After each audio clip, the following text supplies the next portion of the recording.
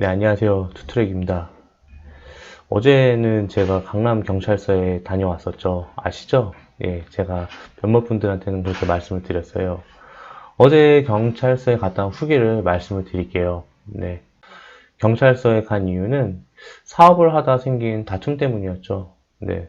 특허법 위반이었습니다.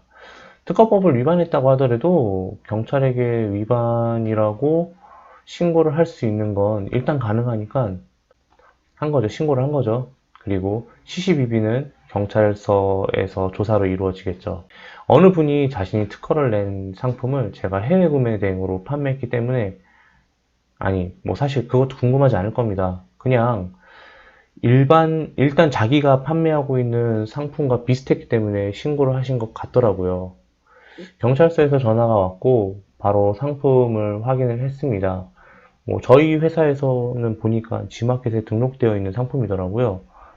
그리고 일본 상품이었고, 일본 상품인데 이제 똑같은 이제 LED 라이트였던 것 같아요. 그 라이트가 우리나라에서는 특허로 등록이 되어 있었나 봅니다.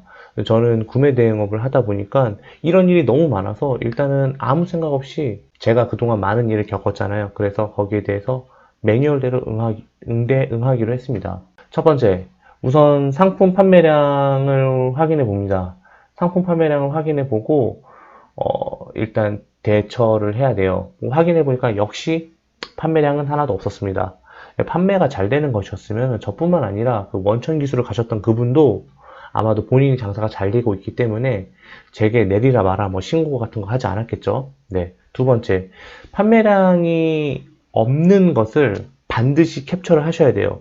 그리고 판매량이 있다 하더라도 캡처를 반드시 하셔야 하고, 그리고 수익이 반드시 있잖아요. 판매량이 있다면. 그러면 어느 정도인지 명확히 문서화해서 나중에 혹시 모를 그 경찰서에서 제출을 하면 좀 유리할 수도 있으니까 그런 부분을 미리 마련을 돼야 합니다. 세 번째, 구매 대행이다 보니까 반드시 프로그램을 올려서 사용한 사람이 있고 반자동을 올린 사람이 있고 수동을 해서 올린 사람이 있을 겁니다. 만약에 프로그램으로 해서 올렸다면은 그 프로그램이 어떤 프로그램인지, 그리고 홈페이지가 있다면 가서 홈페이지에서 그 프로그램이 하는 역할에 대해서 캡처를 찍는 게 좋을 겁니다.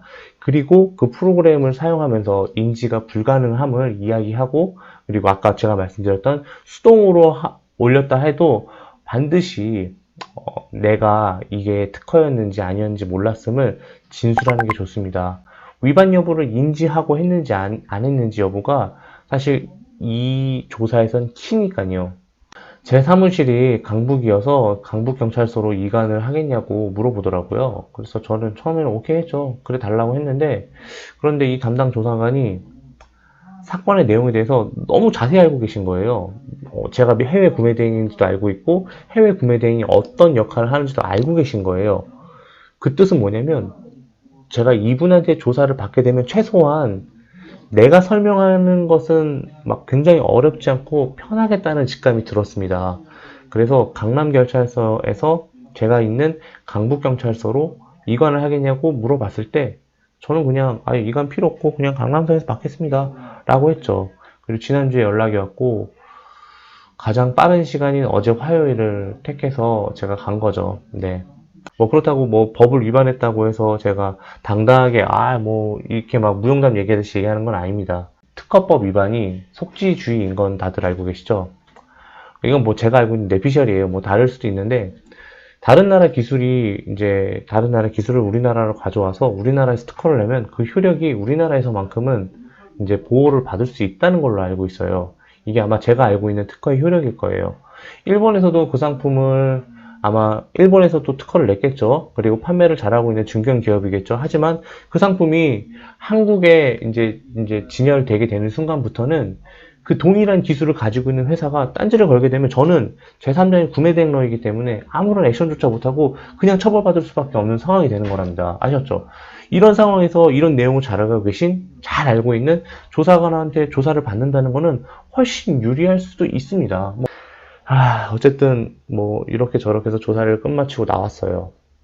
근데 여기서 제가 몇 가지 팁을 하나 드릴게요. 두 가지 팁인데요. 첫 번째, 솔직히 우리끼리는 구매 대행 하시는 업자들끼리는 이게 무슨 죄냐, 뭐 재고도 없고 뭐 그냥 올려놓은 건데 라고 할 수 있어요. 하지만 제3자가 볼 때는 그냥 권리 침해예요. 구매 대행을 잘 모르는 사람이 봤을 때는 그냥 권리 침해예요. 뭐 말씀드려서 아시겠지만 이 사업은 굉장히 약점이 있는 사업입니다. 반드시 경찰 조사에 잘 응하고 잘못된 부분이 있으면 용서를 구하고 재발을 막기 위해서 노력했다고 얘기하는 게 제일 좋은 조사 방법입니다. 뭐 경찰관들도 알아요. 뭐 검사, 변호사님 다 아세요. 법이 현실보다 좀 느릴 수도 있다라는 걸 알고 계신데 그래도 법은 법이잖아요. 그렇기 때문에 반드시 조사에 잘 응해야 합니다.